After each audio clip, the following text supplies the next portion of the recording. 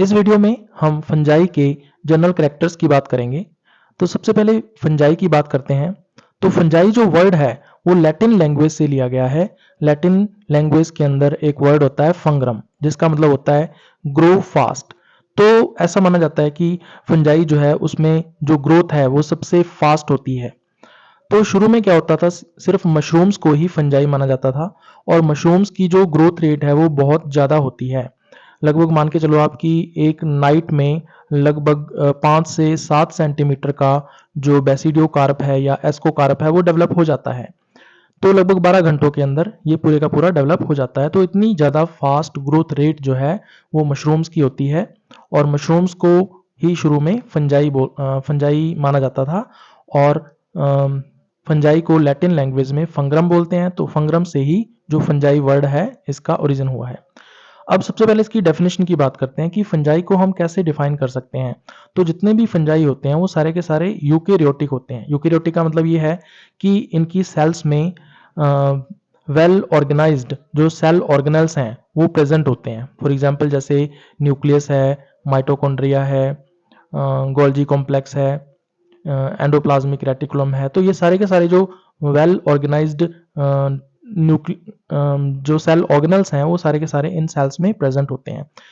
तो ऐसी जो सेल्स हैं वो यूकेरियोटिक कहलाती हैं। तो फंजाई की सेल्स यूकेरियोटिक होती हैं। दूसरा इसमें डेफिनेशन में करैक्टर आता है कि ये हेटेरोट्रॉफिक होते हैं। इसका मतलब ये है कि ये फूड के लिए किसी दूसरे ऑर्गेनिज्म के ऊपर डिपेंडेंट रहेंगे। फंजाई में कभी भी क्लोरोफिल नहीं होता, इस कारण ये कभी भी ग्रीन कलर के नहीं होते। तो फूड के लिए ये हमेशा दूसरे ऑर्गेनिजम्स पर डिपेंडेंट रहते हैं, बिल्कुल एनिमल्स की तरह। तो इसलिए जो हेटेरोट्रॉफिक नेचर है ये एनिमल्स के साथ सिमिलरिटी शो करता है फंजाई की।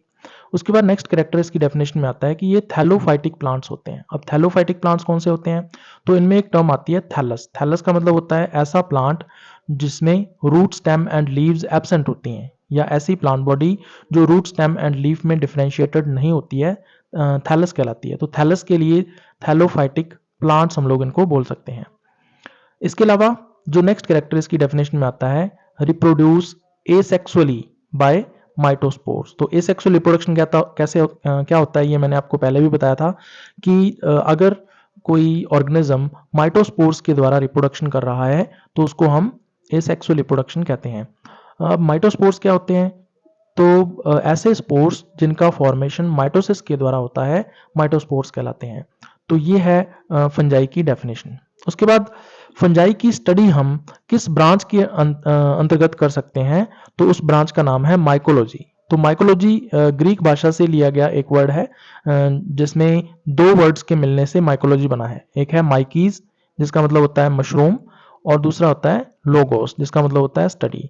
तो स्टडी ऑफ मशरूम को हम लोग माइकोलॉजी कहते हैं, क्योंकि शुरू में ऐसा माना जाता था कि सिर्फ मशरूम्स जो हैं वही फंजाई हैं, लेकिन बाद में मशरूम्स के अलावा और भी बहुत सारे जो फंजाई हैं उनकी डिस्कवरी हुई। उसके बाद फादर ऑफ माइकोलॉजी किसको कहा जाता है? तो ये साइंटिस्ट का नाम आपको ध्यान में रखना है, P.A. माइशेली। उसके बाद फादर ऑफ इंडियन माइकोलॉजी, जो इंडिया के अंदर स्टडी स्टार्ट की थी फंजाई की, वो की थी E.J. बटलर ने। तो उसको बोला जाता है फादर ऑफ इंडियन माइकोलॉजी। उसके बाद फादर ऑफ मॉडर्न माइकोलॉजी जो है वो किसको बोला जाता है? तो फादर ऑफ माइकोलॉजी हम लोग कहते हैं डी बैरी को। तो डी बैरी का नाम आपको इसमें ध्यान में रखना है। उसके बाद नेक्स्ट हम लोग बात करेंगे जनरल क्लासिफिकेशन ऑफ फंजाई। तो सबसे पहले जो जनरल क्लासिफिकेशन था फंजाई का वो अलेक्सोपोलस के द्वारा दिया गया था 1962 में। तो इसने एक डिवीजन बनाई फंजाई की और उसका नाम इन्होंने दिया माइकोटा। तो माइकोटा को इसने दो सब डिविजन्स के अंदर डिवाइड किया। एक सब डिवीजन का नाम है मिक्सोमाइकोटीना और दूसरी सब डिवीजन का नाम है यूमाइकोटीना। अब जो मिक्सोमाइकोटीना है इसके जो फंजाई हैं उनको फॉल्स फंजाई माना जाता है, और जो यूमाइकोटीना सब डिवीजन है इसके फंजाई को ट्रू फंजाई माना जाता है। सबसे पहले मिक्सोमाइकोटीना की बात करें तो इसमें सिर्फ एक ही क्लास को इंक्लूड किया गया है और उसका नाम है मिक्सोमाइसिटीज। और मिक्सोमाइसिटीज के जो मेंबर्स हैं इनको हम लोग नॉर्मली बोलते हैं, इनका कॉमन नेम है स्लाइम मोल्ड्स। यूमाइकोटीना की बात करें तो इसको आगे फिर दो ग्रुप्स में डिवाइड किया गया है, lower fungi and higher fungi. Lower fungi जो है इसमें 6 क्लासेस को इंक्लूड किया गया है जिसके नाम आपको ध्यान में रखने हैं। सबसे पहले जाइगोमाइसिटीज, फिर उसके बाद ट्राइकोमाइसिटीज, उसके बाद फिर आता है काइट्रीडियोमाइसिटीज, फिर नेक्स्ट क्लास है हाइपोकाइट्रीडियोमाइसिटीज, उसके बाद नेक्स्ट क्लास है प्लाज्मोडियोफोरोमाइसिटीज, उसके बाद नेक्स्ट क्लास है ooमाइसिटीज। तो ये 6 क्लासेस हैं जो हम लोग लोअर फंजाई के अंदर इंक्लूड करते हैं। अब इन 6 क्लासेस में से अगर अपने ट्राइकोमाइसिटीज की बात करें तो ये जो ट्राइकोमाइसिटीज है इनके जो फंजाई हैं वो पैरासाइट्स होते हैं। किसके पैरासाइट्स होते हैं? ये इंसेक्ट्स के। तो ये इंसेक्ट्स के ऊपर एक्टोपैरासाइट की फॉर्म में भी रह सकते हैं। अब एक्टोपैरासाइट किस पर होंगे? ये इंसेक्ट्स की क्यूटिकल पर एक्टोपैरासाइट की फॉर्म में देखने को मिल सकते हैं। इसके अलावा ये एंडोपैरासाइट्स भी हो सकते हैं। तो जो इंसेक्ट्स का डाइजेस्टिव सिस्टम होता है उसके अंदर ये एंडोपैरासाइट की फॉर्म में भी देखने को मिल सकते हैं। उसके बाद दूसरी तरफ हम लोग बात करते हैं हायर फंजाई की। तो हायर फंजाई के अंदर 3 क्लासेस को इंक्लूड किया गया है, जिसमें नाम आता है एस्कोमाइसिटीज, जिसके मेंबर्स को हम लोग कॉमन लैंग्वेज में बोलते हैं सैक फंजाई। उसी तरह से दूसरा है बेसिडियोमाइसिटीज, जिसके मेंबर्स को हम कॉमनली बोलते हैं क्लब फंजाई। और तीसरी क्लास इसमें आती है ड्यूटीरोमाइसिटीज, जिसके मेंबर्स को हम फंजाई इम्परफेक्टाई या इम्परफेक्ट फंजाई के नाम से जानते हैं। उसके बाद नेक्स्ट है जनरल कैरेक्टर्स ऑफ फंजाई। तो फंजाई के जनरल कैरेक्टर्स को हम लोग 5 कैटेगरीज में डिवाइड कर सकते हैं। सबसे पहले हम बात करेंगे इसमें न्यूट्रिशन की, कि फंजाई कैसे न्यूट्रिशन लेते हैं अपना। उसके बाद फंजाई की जो सेल है उसकी स्ट्रक्चर कैसी होती है वो हम लोग बात करेंगे। उसके बाद जो थैलस है फंजाई का उसकी स्ट्रक्चर कैसे होती है इसके बारे में हम लोग बात करेंगे। और फिर नेक्स्ट हम लोग बात करेंगे फ्लैजिलेशन की, जो फ्लैजिला हैं फंजाई में वो कौन सी सेल्स के ऊपर होते हैं उसके बारे में बात करेंगे। इसके अलावा नेक्स्ट हम लोग बात करेंगे रिप्रोडक्शन की। तो इन 5 कैटेगरीज के अंदर या 5 पॉइंट्स के अंदर हम फंजाई के जो जनरल कैरेक्टर्स हैं वो डिटेल में स्टडी करेंगे। तो सबसे पहले हम लोग स्टार्ट करते हैं इसमें न्यूट्रिशन। तो न्यूट्रिशन की बात करें तो मैंने पहले भी आपको बताया है कि जितने भी फंजाई होते हैं वो सारे के सारे हेट्रोट्रॉफिक होते हैं। हेट्रोट्रॉफिक का मतलब ये है कि ये अपना फूड जो है वो ऑब्टेन करते हैं कहाँ से? From other organisms. तो कोई अदर ऑर्गेनिज्म जो है वो या लिविंग हो सकता है या फिर वो डेड हो सकता है। तो उस ऑर्गेनिज्म से अगर ये फूड लेते हैं तो इसको हम लोग बोलते हैं हेट्रोट्रॉफिक न्यूट्रिशन।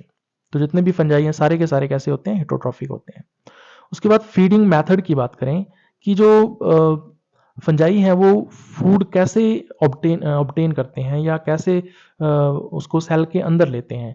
तो 2 तरह की मेथड्स इसमें देखने को मिलती हैं फंजाई के अंदर। पहला है फैगोट्रॉफिक न्यूट्रिशन और दूसरा होता है एब्जॉर्प्टिव न्यूट्रिशन।